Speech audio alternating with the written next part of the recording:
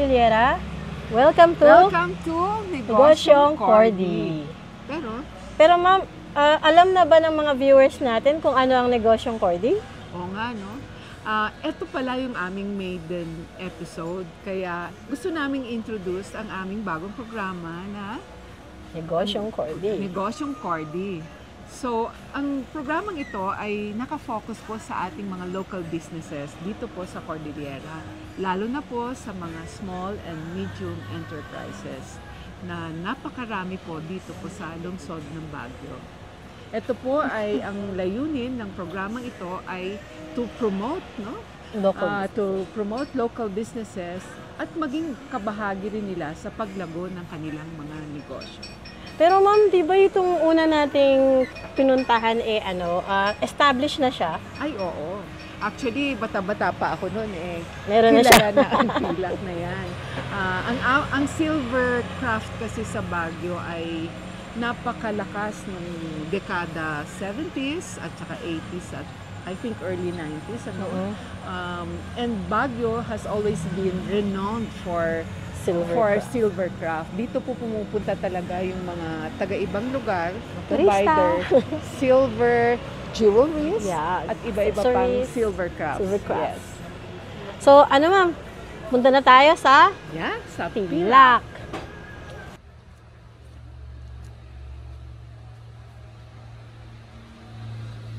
So, Romel, ikaw yung remaining family member who's very active in the business. Can you tell us more about the history of Pilak?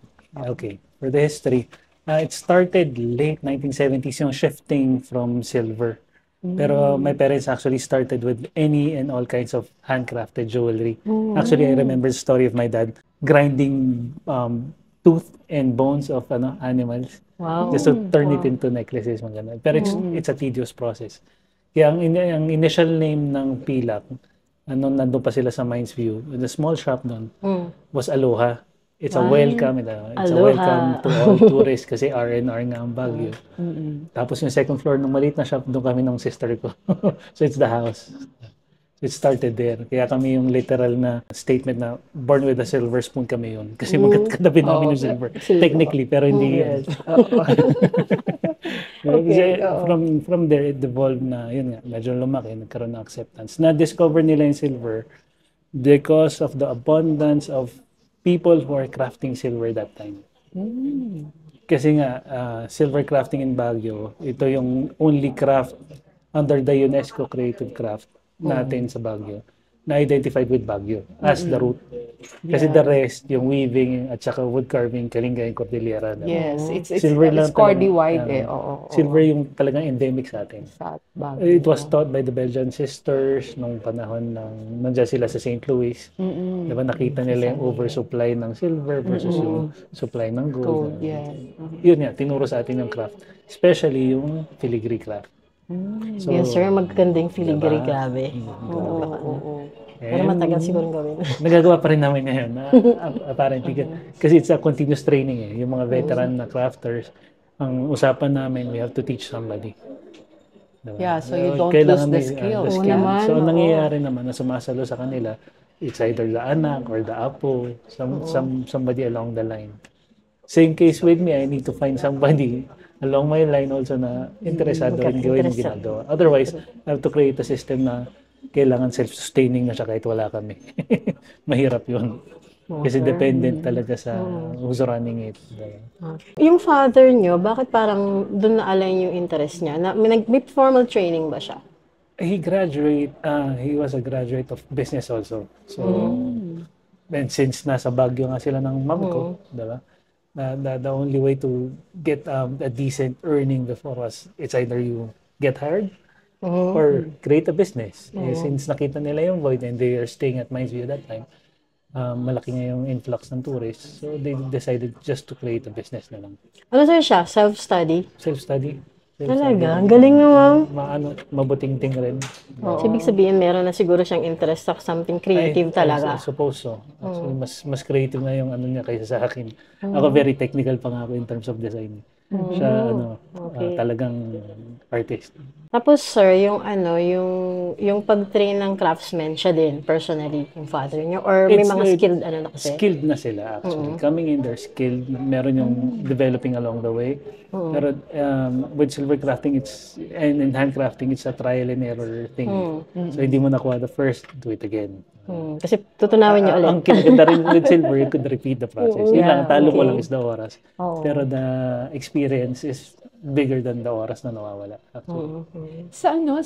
I mean, all throughout the years, sino yung who creates the designs among the family Both members? actually, si dad at si mom. Okay. Magde-design. Tapos syempre, the crafters on whatever capacity na makagawa sila ng design based on their hand techniques. Kasi kamay yan eh. Parang writing a pen, writing, may stroke yung kamay mo. Sa jewelry, may stroke rin yung hand mo. Na So, yung mga design na yun, techniques sila. mas sa'yo, mas aligned sa'yo kaysa yung ibang designs. Kaya, ganun sa kanila before they create designs. Kaya meron tayong mga traditional na fixed designs na meron rin yung mga contemporary na bago. Nag-evolve din Nag-evolve yan. na yan. Kasi it's still fashion at the end of the day. So gumagamit ng sketches as a guide, or may ganun ba? I suppose so. Hindi ko nakita kasi yung design process nila. Mom does before. Yeah. Kasi ako nakadestino ako sa branch eh. Sa Mindsview ako naiwan while sila nandito sa main. Si mom sa Manila naman siya. Pero I saw sketches of designs before. So artist din si mom niya, sir? Magaling na mas magaling siya sa overall fashion. Saka she has an eye for detail. Nakatulong na malaki yun. Kasi accessory nga, no? So talagang dapat may fashion sense yung designer. But what about now? Does mom and dad still participate in the... Dad passed 2006. That's the reason why I'm here. I stepped in. Sorry to hear. Sorry, sir.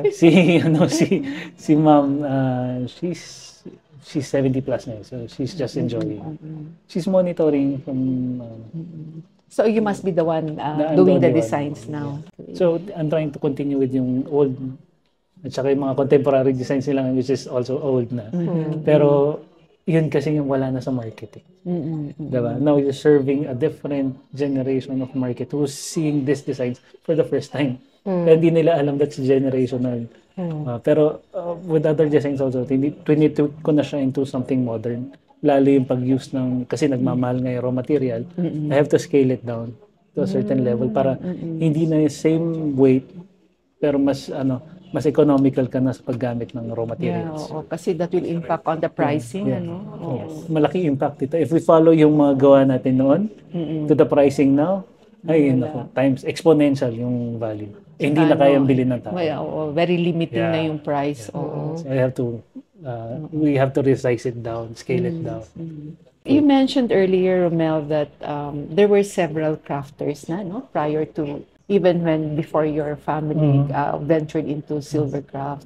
Sa ngayon, compared to when you were starting, and siguro sabihin na natin at the peak of the industry, marami pa bang naiwan na mga silver crafters dito sa atin, sa Baguio? The peak of the industry was like 80s, 90s. Tapos nag-hit yung recession for silver. Remember that? Kasi, metals in general, I think. Yeah, metals. Around 2011, 2012. Kasi nagkaroon ng great demand for precious metals coming from abroad. Usually, technology that time, ng 2020, ang laki ng demand for CD. Yung CD. Okay. Yeah. Yung pinanguhulma kasi nun is silver eh. So na-pull. Kaya nag-unusual yung recession. Pero after ng 2012 naman na yun, bigla nag-drop. Pero along the way, maraming nag-retire, maraming hindi kinaya yung mahal. Maraming na-depress actually. Depressing yung craft eh. Kasi you work alone for how many hours, tapos biglang cut, hindi ka na makagawa. So yung iba kasi wala nang materials. Materials. Tapos ang sumunod naman nun, pumasok na ito si China, Italian ang tawag nila. Tapos mga China-made machines na hindi naman talaga kaya ng kamay yung ginagawa. Admittedly. Pero the quality of which yung assurance na silver versus yung hindi mo sure kung ano yung laman, which is silver looking, yun ang pumatay actually. Tapos makikita mo pa sa mga sidewalks. Yeah. Yeah. And then people are not able to They don't know. They can distinguish. Yeah. which is the real one and which is the stainless lang. Na hindi trained yung eyes. Hindi try yung ayos. Tapos babalik sila sa Manila, sasabihin, sira yung pangit na silver ng Baguio. When in fact, galing naman sa inyo yan eh. Galing Quiapo yan or something like that. True. Marami naloko sa ganun. Ang maganda lang, late 2020, nag-shift ang market back to handcrafted. After the pandemic, I don't know why. Pero nagkaroon ng shift, something with, Mas Something appreciated actually. I think for the younger people now, parang mas may appreciation pa pag pag retro, handcrafted. sa retro. Oo, pag handcrafted, like anything. 'Di ba? Yung cloth na Pati music. handwoven, oo. Yeah. Kaya Pati yung mga e-books, mas gusto pa nila yung But books they na want it totoo. very personal kasi sa kanila. Hindi lang something you buy. Parang opposite sa nga ng shelf. expectation eh. Kung sino pa yung younger generation, no? Like my daughter, she likes to buy bags na very plain kasi she will dress it up. Parang gano'n. Parang alam niya, craft siya lang. niya. Oo, siya lang ang may ganun. Oo. Kaya as of this year, in-introduce ko yung do-it-yourself silver crafting. Nga sir, yeah. Diba? I read It's an about immersive experience para maintindihan ng mga clients at mga visitors yung intricacy ng handcrafting, silver, para maintindihan nila why the price is like this. Why is like Yeah, that. oo. So far, ang ganda ng pick-up. Meron pa ako dalawang Koreans last week. Ganun, So hindi sir, ano sila? Pilipino, Koreans. Nagre-register sila? They register. Yung iba nag-walk-in na lang. So, and then they go through that experience. Maganda rin Mas ako ma-appreciate nila. It would be a tour package. Yeah, actually. Diba? Oo nga. If they can Yes, pick it ma'am. up True. sa mga... Kaya lumapit sa akin ibang mga tour guides. Sir, nabasa namin ito. Gusto. True. Kasi it can be a... Call it experiential tourism. Yes, oo. Sa akin naman is an immersive understanding on what we do. Diba? True. And appreciating the, the final Along product. the way, makahanap tayo ng magaling na kamay, magaling na artist na may potential. Diba? Tsaka kasi usually pagtingin nila, yung price kagad ang tinitignan. Yeah. If Pero you know the what, work the behind kind it, of work, the effort, diba? So, Na-conscious tuloy ako sa suot ko. Ano kaya ito? patingnan nyo kay sir mamaya. Yeah. Papa-praise natin kay... So, bigyan nyo ng yung tips yung natin, kung paano, how can they tell? Is there a way? Yeah. Typical question yun. Ang tunay na silver and gold, hindi siya namamagnet. It's one. Ang tunay na silver and gold, they always have markings. Ang markings for silver, ang pinaka-minimum is at least 925.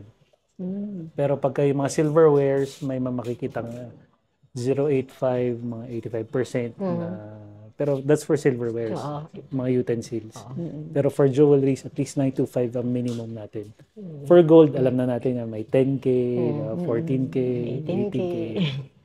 So, after pag hindi nyo na nakita yung ibang markings na yun, tsaka namamagnet siya, then that's a big question mark already. It's not pure silver. Hindi siya silver. Diba? Hindi siya puro. Yun yung reason bakit it's precious metal.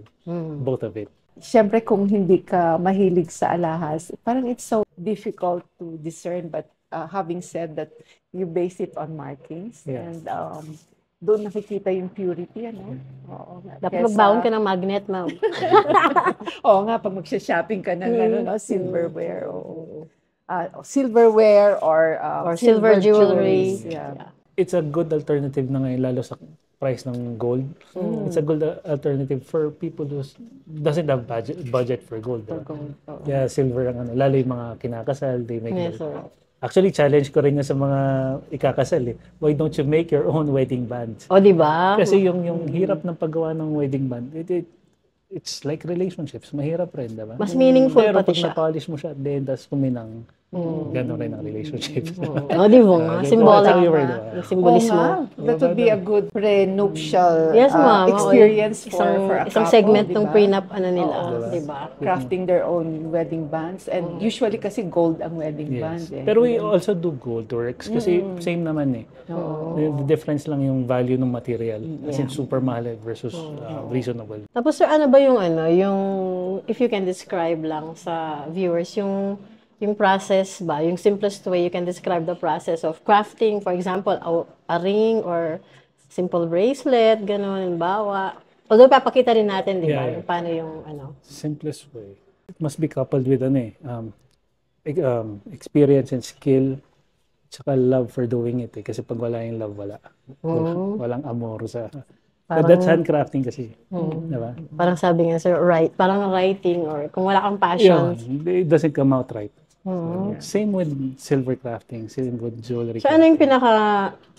you consider na pinaka-intricate piece ninyo para papakita natin later?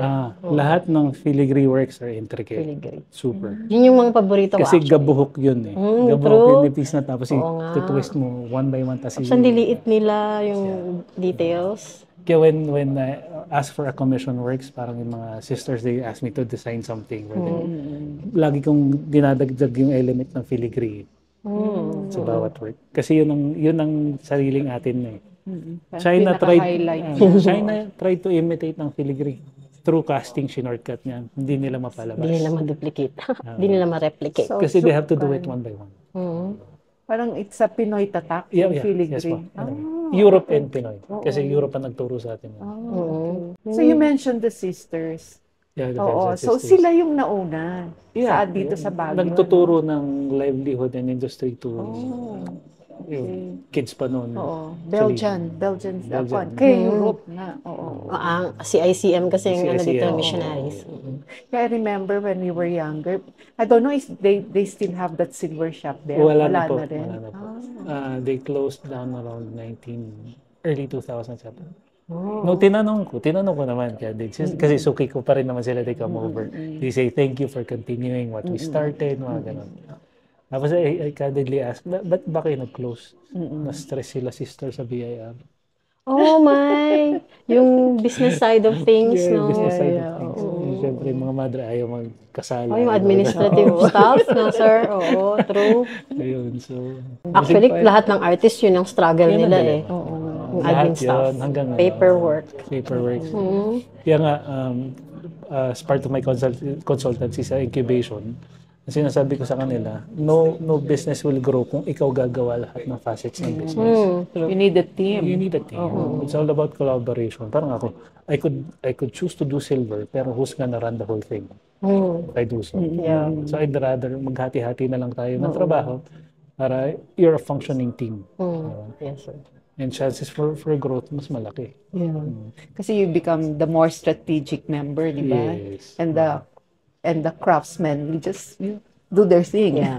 Maka-focus sila doon sa paggawa.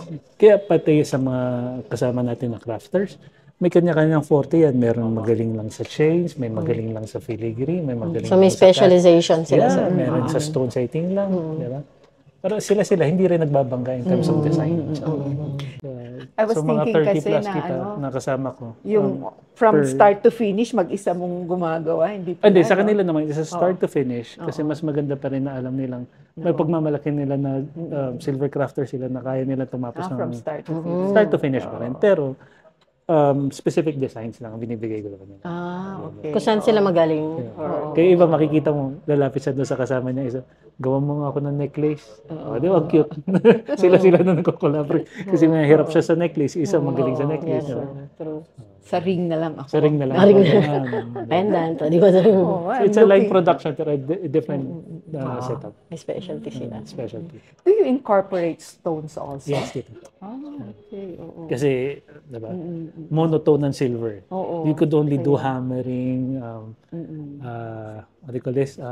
Yung bina-blacken out mo lang siya, tapos matte finish. Yun lang naman pwede. It's more of texture at saka... Halimbawa, sir, pero the colors, mono. Diba may Austrian crystal ka? Pwedeng dalhin sa inyo, sir, para, Yes, nice. Pwede rin Or pearl, di ba, sir? Yeah. Or any Pamount gems. sa silver. Yes, we do all of those.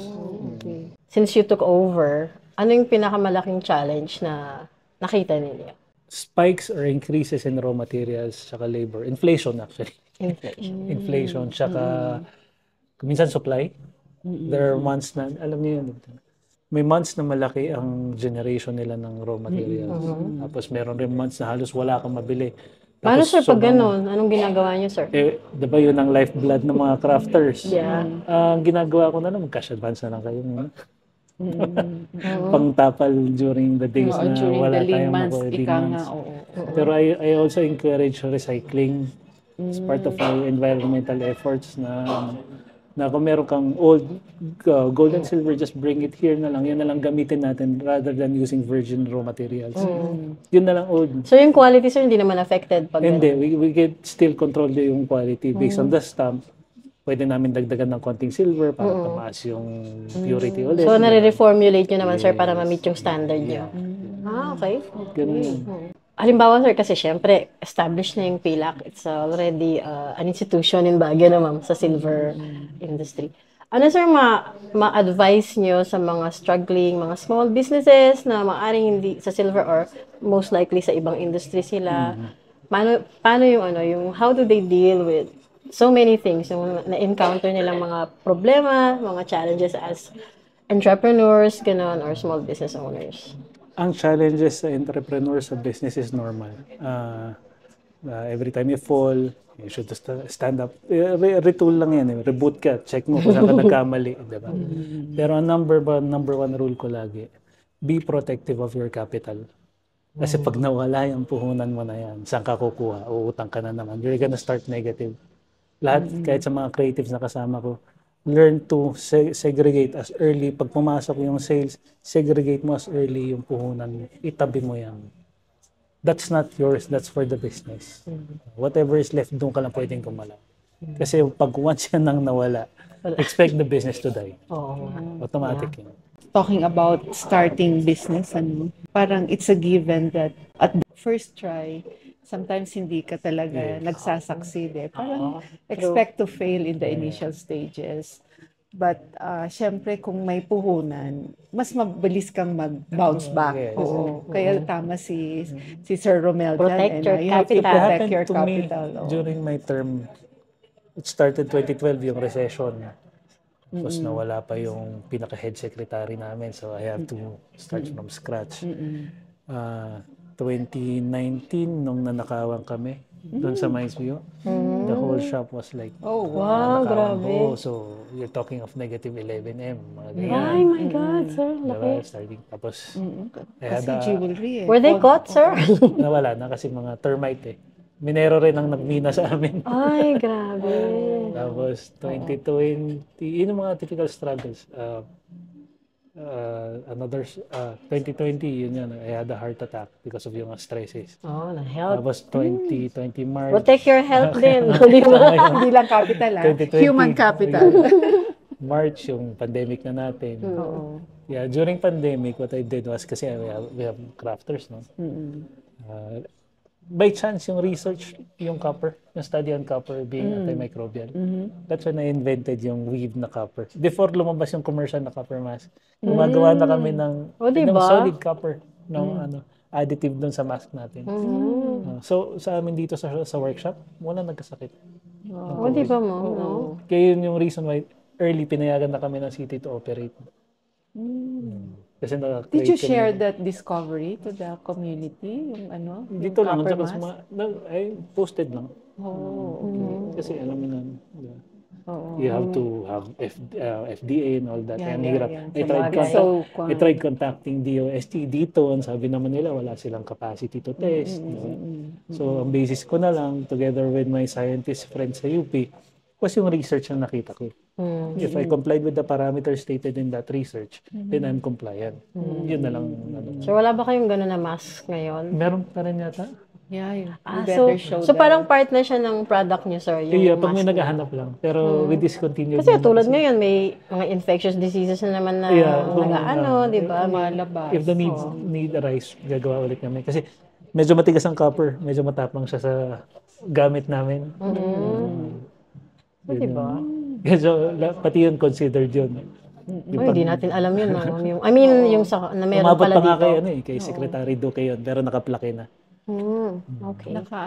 I remember during yung kasagsagan ng pandemic na yan, lumabas yan eh. And then we started buying yata, but it's kind of pricey. Yeah. Kaya Yung parang ordinary shift na mask lang nga sa lang ordinary mask. Oo. Yung mga disposable nga, ang mahal. Pero yung kasi, it's a one-time thing. Pag dire-diretso yun ang gagamitin mo for At saka yung naman pagtaas ng, I think, dito sa Baguio kahit pa paano. Oo. And doon nag-start ulit na, nagkaroon ng Kasi crafters kami. Hindi kami sanay ng lilimos pang bili namin pagkain. Kasi kaya naman namin gumawa. Ganun yun eh. So yung kung meron tayong viewers na gusto palang bumili ng mask na may copper mask, di ba?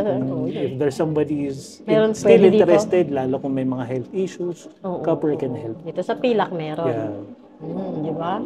Yan. So it's not just jewelry pala. Yeah. Pati Ginawa ko na lang siyang functional that time kasi PPE. Protective. PPE. Parang one. PPE na siya. Personal protective equipment. Yung mga ang senior tawag citizens, dyan yung eh. mga mamahina yung immune system, pwede, mga pregnant women, ganon. And those kaya yun, are... nakapag-reopen kami because of that.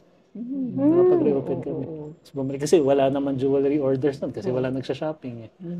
Tapos we started the very first trade, parang trade fair ng Baguio around June or July.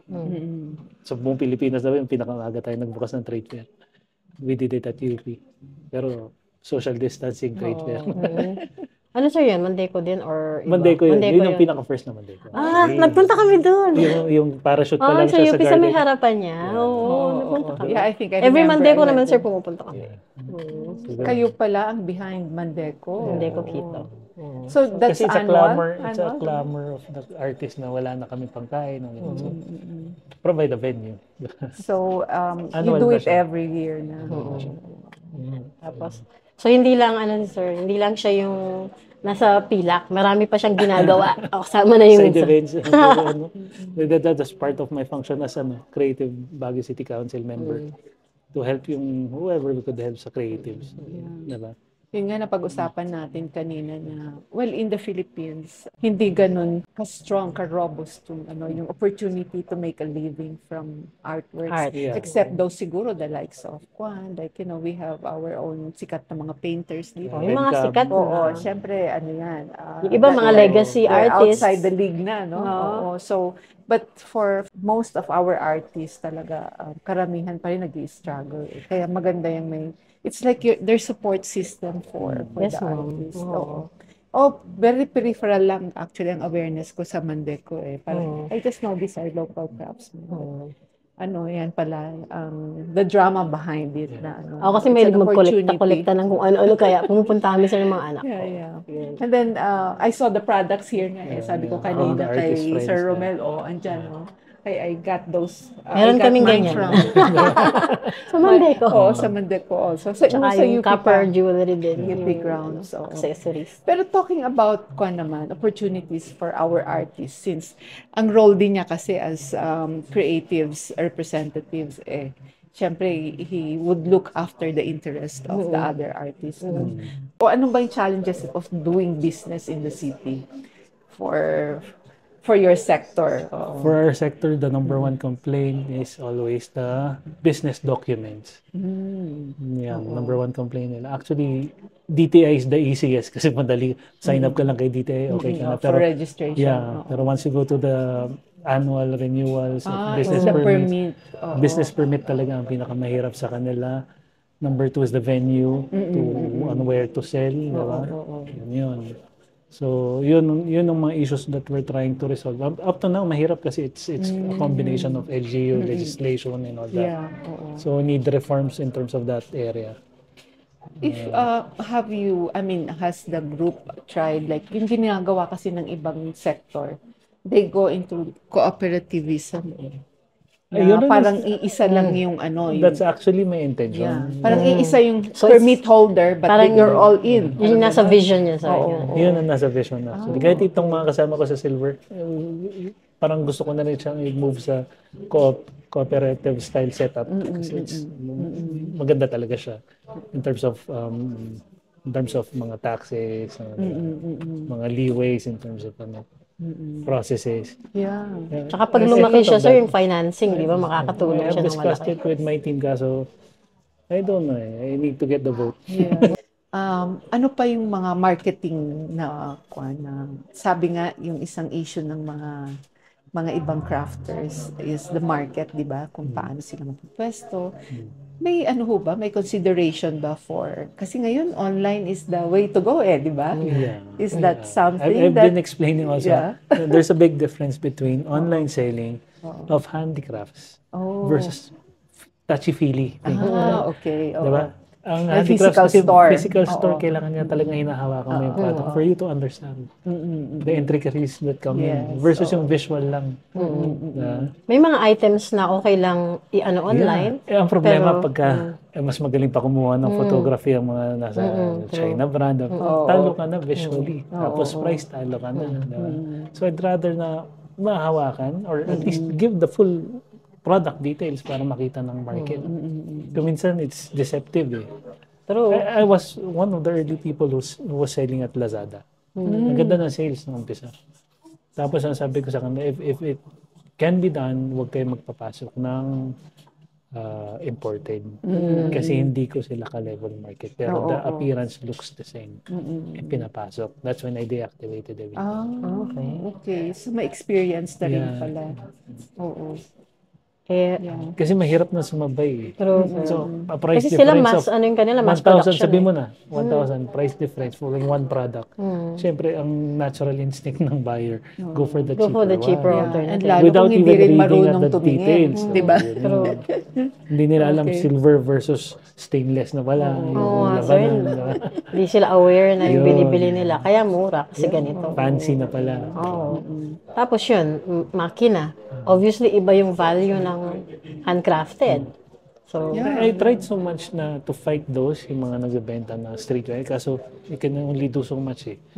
gobyerno nga hindi. Pag sinumbong mo kay LGU, sasabihin kay DTI yan. So, kay DTI, patulong ka tayo sa LGU. So, parang pabalik-balik. Parang Wala rin.